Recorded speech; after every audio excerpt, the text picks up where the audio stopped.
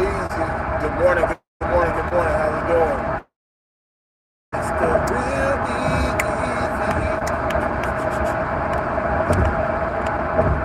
What's good with my peoples, man? What is good with my peoples? Hit them thumbs up when you come in the building. You already know what it is. You feel me?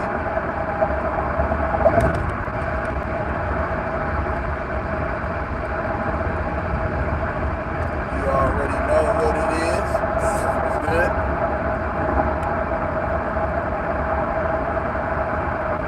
Happy Friday. You know what I'm saying? It's a much more brighter, clearer day out here in the bay, man. It's cold as hell though, but it's free of rain for right now, so that's a good thing, man.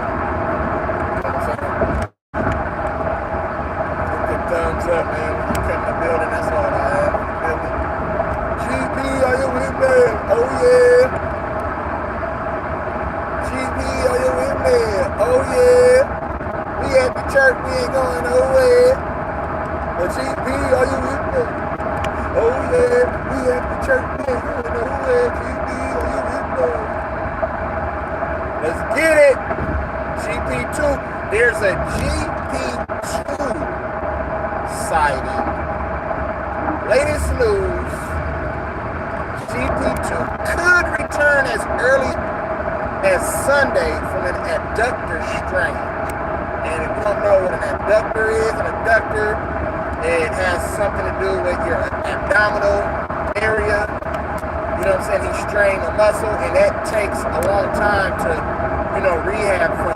Like, if you're not rehabbing right from that injury, you know what I'm saying? A lot of rest, a lot of pool work, you know what I'm saying? A lot of stretching, you feel me? Yoga, different type of things like that.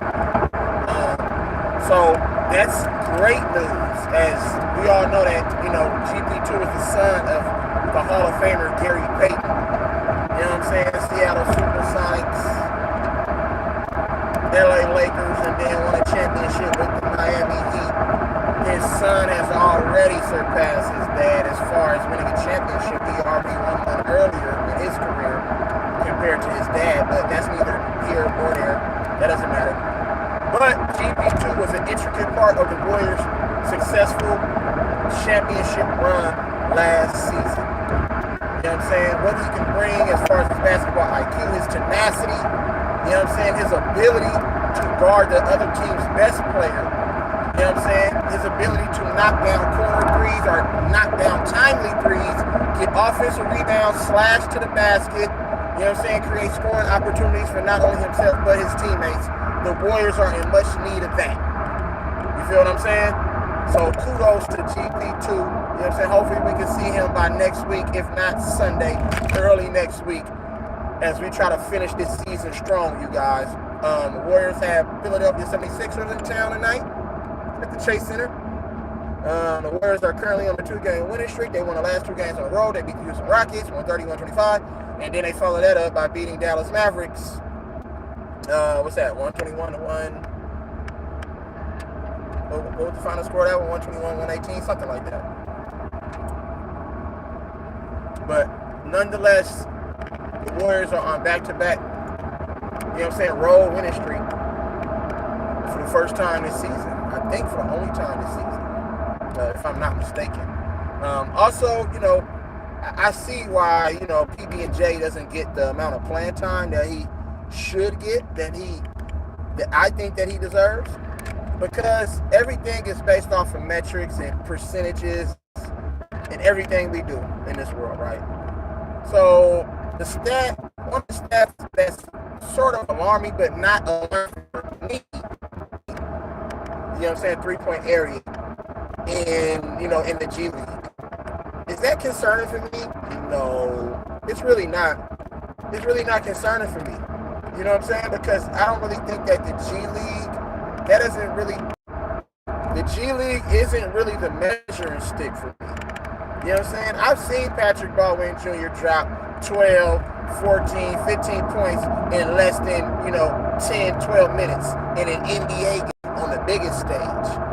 You You know what I'm saying? So I'm not really worried about his shooting percentage in G League. But the one thing that I am worried about is the player development. I told you guys, you know what I'm saying, last week or in one of my other videos that the Warriors are stunting the growth of PBJ. He's a basketball player. He's just not specifically good at one thing. He can knock down a three, but if you limit him at, now he's going to start pressing like, fuck, I'm only a three-point shooter, but I can do so much more. See, his game can open. See, with his overall talent, his overall game, that can open up the three-point shot, in my opinion. You see what I'm saying? But they don't allow him to play basketball. They did the same thing with James Wiseman, and we seen what happened with James Wiseman, right? James Wiseman, you know what I'm saying? We seen that his best year was his rookie year. You know what I'm saying? No doubt about that. His best year was his rookie year. He was doing everything. He was picking and popping. He was slashing. He was grabbing boards. He was dunking in transition. He was a lob threat. He was shooting threes.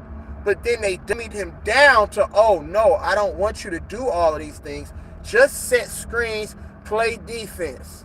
And it's just like, well, you're putting a lot of pressure on me to do a specific thing. And I know the NBA is about roles, but guess what? It's also basketball. You have to allow people and play to people's strengths rather than their weaknesses. And I feel like the Warriors are really going to lose a great thing in Patrick Baldwin Jr. if they just don't allow him to play basketball. They try to do the same thing with Jordan Poole, but Jordan Poole was so good, he just busted the walls down and he exuded so much confidence. He was like, man, I can play this game. I'm better than half of these people on this team. That was Jordan Poole's mindset. Let's just be honest. He was serving everybody in practice, everybody in camp, you know what I'm saying? But they didn't like that. They're like, oh, okay. Everything is about favoritism. All this stuff is about favoritism, even at your job. They like one person over the other, even though you feel like you can do his job and your job better than anybody can do it. You see what I'm saying? But no, they're going to call him. They want him in this certain position. You see what I'm saying? That's what we have to deal with. That's what a lot of people, a lot of players, a lot of professionals, you know what I'm saying, a lot of corporate, that's what people deal with. You know what I'm saying? When you're in any profession, it's always going to be favoritism, even on the school basketball team, whether that's middle school, elementary, high school, collegiate, you know what I'm saying, NAIA, junior college, Division 3, Division 2, Division fucking 1. It doesn't matter, bro. It's always going to be favoritism. Even though you appear to be better than this person and have the capabilities to do more, they like this person more because maybe he's a little bit more coachable. You know what I'm saying? Maybe that his name is a little bit bigger than yours. You know what I'm saying? Maybe that he's shooting a better percentage, you know what I'm saying, from the field than you. But that doesn't really mean nothing because shooting percentages can always turn around with getting comfortable, confidence, reps. You see what I'm saying? Time. But you have to build these players up. And I think that we do a terrible job of, dumbing people down in this world. You know what I'm saying? Not only basketball related. In the world period, we dumb each other down. Conquer them. Salute, my bruh. You already know what it is, man. Salute to you. Hey, you already know what it is.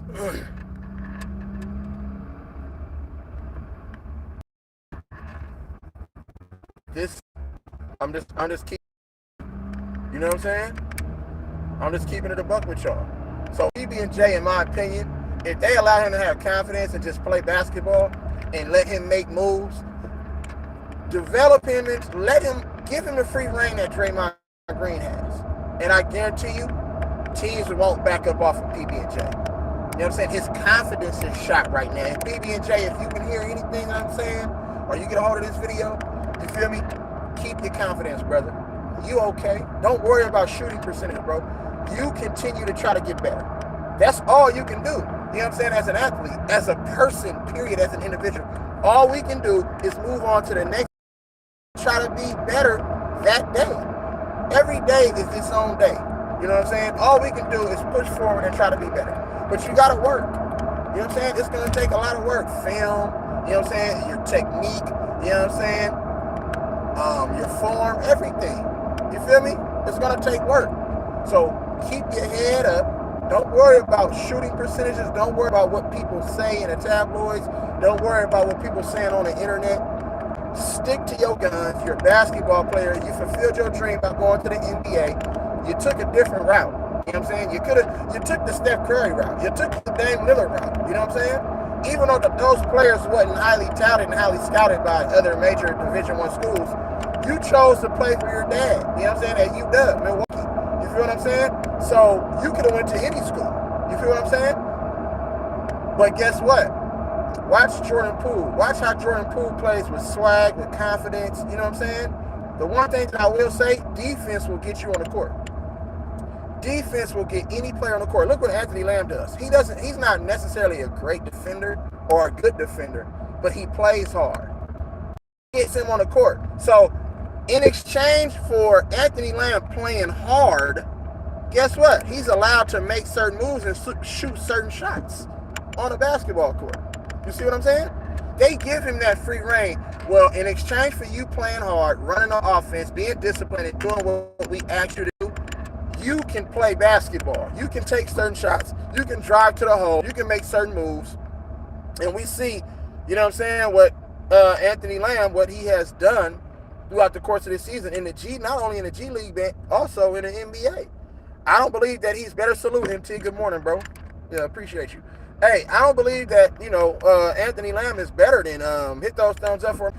Hey, I don't believe that Anthony Lamb is better than Patrick Baldwin Jr., but they like him because he's disciplined and he does exactly what they want and tell him to do. Now, Patrick Baldwin Jr. can come in and be sort of like a defensive anchor, get rebounds, you know what I'm saying? Then now those shots, he'll be like, okay, I feel good taking the shot. Look what Jonathan Kuminga had to do. He had to play defense first, then the offense. So they took remember Jonathan Kuminga came in with the offense first, him and Moody. They dummied them down. No, we want you to do this, and this first, and then you can do this, and this. So now you're seeing Jonathan Kuminga start to expand his game, all because of what? He's starting to play defense. See, when you play defense, you get free reign on doing other things for the ball club. And that's what Patrick Baldwin Jr. needs to do first. When he gets his time and gets in the game, defense is the main thing, communication and rebounding. Get in the game, get some deflections. You feel me? Get some deflections, get some rebounds, set some hard screens. You feel me? Take a couple charges, block a couple shots, and then they're going to be like, man, okay, I see it. But Patrick Baldwin Jr. will be fine long as the Warriors use him, you know what I'm saying, in the correct way. No, he's not. He's not. What I was saying is, bro, that I'm aware of a stat that was relayed to me by Choboy. Choboy, salute to my guy, Choboy.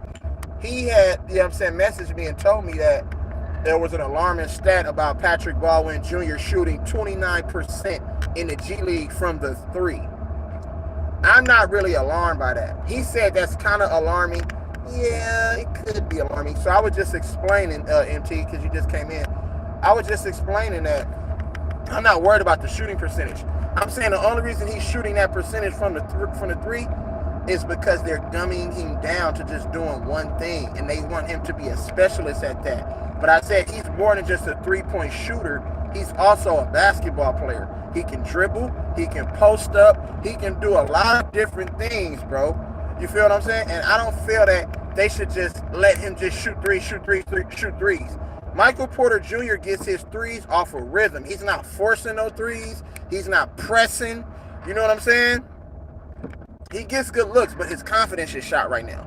That's what I'm trying to explain. His confidence is shot because he's pressing so much and so hard because he wants to show them that I deserve NBA minutes. You know what I'm saying? So he's pressing.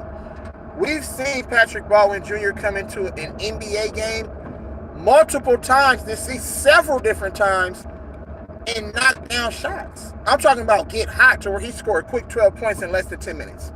You know what I'm saying? So you have to let him play basketball. You have to instill confidence in your guys, and you can't break them down. You can't say, okay, I need to go to the G League, and I need you to shoot 70% from the three before you can get called back up into the NBA game. That's a lot of pressure, bro. To make all of these shots. Remember last year, it was a lot of pressure on Steph Curry to break the record, remember? What was Steph Curry shooting from 3-point percentage last year? Steph Curry shot his worst ever in his career from 3-point, as far as his 3-point percentage, it was his lowest in his career. You see what I'm saying? So that's my point. When players start pressing, bro, it's very difficult. It's very difficult. He found his rhythm. What I'm saying is that, bro, you cannot. Go ahead. Salute. Go ahead, podcast. Make sure y'all go follow. You know what I'm saying? Like, share, subscribe, my guy, and donate if you can. Hey, you can't break these players' confidence. You got to give them confidence. I never forget, you guys. Quick little story. I never forget. Years and years ago, right? Goran Dragic was a young guard. Goran Dragic was a young guard, right? He was playing for Phoenix at the time. Their head coach was our former assistant coach, you know what I'm saying, an NBA champion, Alvin Gentry. And salute to Alvin Gentry. I think that he deserves another head coaching job in the NBA, but we'll see what happens with that. But Alvin Gentry, I remember during the timeout in a soundbite, right, he pulled Goran Dragic to the side because Goran Dragic was on the court. He was very unsure of himself. Coming behind Steve Nash, that was a lot of pressure, you know what I'm saying, for him to try to, you know, become Steve Nash in such a short period of time. So during the timeout, he pulled him to the side. He said, look, young man, I just want you to play basketball. Don't worry about making a missing. Don't worry about none of that. Be aggressive. You're a basketball player. Be aggressive and your shot will come and you'll find your game. And I kid you not, y'all. From that moment on, Goran Dragic turned into the Dragon, bro. As we call him right now, the Dragon. And he's had a lengthy and successful NBA playing career. You know what I'm saying? He's currently on the Milwaukee Bucks right now. You know what I'm saying? After the buyout from the Chicago Bulls, got picked up by, you know, a championship contender. You know what I'm saying? We'll see what happens with that. But Goran Dragic, bro, from that point forward, even throughout the rest of that game, something clicked in Goran Dragic, bro. And that dude just started playing different. He started shooting with confidence. He started making certain moves. And I was like, wow. Do you see what Alvin Gentry just did to that young man? Because I'm talking about Goran Dragic was distraught, y'all. He didn't know what to do. He was turning the ball over. He was very, very frustrated and unsure of himself. And just because Alvin Gentry pulled him to the side in that timeout, I would never forget that, bro, because that's the shit that I hold on to stuff like that. Because that's very important, because that's a life lesson that he taught Goran Dragic. Don't be out here and be unsure of yourself. Always have confidence and just be you. Because being you is what got you to this stage. You see what I'm saying? So we always need to put stuff like that in perspective. And I think that the Warriors need to do the same thing with Patrick Baldwin Jr. and their young guys, Moses Moody, Jonathan Kuminga, et cetera, and just instill confidence in them, bro. Don't show them that they didn't fell into the doghouse because they're not shooting a certain percentage from the floor. I don't like the metrics that they put and use in today's game. Everything is based off of stats, metrics. What about your mentality? What about your heart? You know what I'm saying? Does that count for anything? Because everybody in the NBA, you know what I'm saying, exudes and possesses a different skill set. You know what I'm saying? Some similar to others, but then some that's, you know what I'm saying, unheard of. And some stuff that people can do that other people just can't do. Whether it's dribbling, jumping, you know what I'm saying, shooting, whatever it is. You feel what I'm saying? So you have to instill confidence in your guys, bro. You know what I'm saying? Instill confidence in your children, instill confidence in your peers, family members, friends, et cetera, et cetera. That's really what it's all about, is the support. These people need the support, bro. It's hard being a professional athlete when you got all these different cameras zoomed in on you, waiting for you to mess up just so they can write something bad in, you know what I'm saying, tomorrow morning's newspaper or tabloids. You know what I'm saying? Or on the internet. You feel me? And you got to see that shit every day. And these people's families have to see that. You feel what I'm saying? So you got to stay strong. You got to have a good head on your shoulders. You got to have a good support system. You feel what I'm saying? And that's just, you know what I'm saying? That's point blank into the period. Real talk. Free game for y'all. You know what I'm saying? Inspiration, motivation. You feel me? All of that. So that needs to happen. Don't give up on people, bro. You know what I'm saying? Tell them that you love them. Tell them that they're great. Tell them that they're going to be okay. Tell them to keep working hard. Tell them that you believe in them. Tell them that you trust them. You feel what I'm saying? And watch shit turn around. You feel me? But for the Warriors, though, the Warriors, this is a tough. This next little, you know what I'm saying, stretch of the season is gonna tell a lot about the Warriors, you guys. And I think that they're gonna be fine, to be honest. I like the way they're playing right now. Our young guy, Jonathan Kuminga, has settled into that, you know what I'm saying, Andrew Wiggins role. And salute to Andrew Wiggins, bro. I hope everything with him and his family is good. You feel me? And I hope his mental is right, because that's the most important thing of all, is his mental. You know what I'm saying? So I just want him to take care of his mental, you know what I'm saying? And then, you feel me, get back, you know what I'm saying, as soon as he can. But the Warriors, they're going to be fine, you guys. Don't worry about it. They're going to be fine. You feel me? They're going to be fine. It's going to be a tough game tonight. You know what I'm saying? Philly is very, very tough. You know what I'm saying? A good coach team, I guess. Doc Rivers, I just don't think that he makes playoff adjustments, but I think that he's a good coach.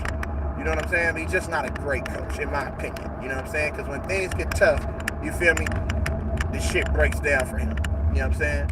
So, I hope, we can finish the season strong. And, everything gonna be all right, y'all. You know what I'm saying? It's light at the end of the tunnel.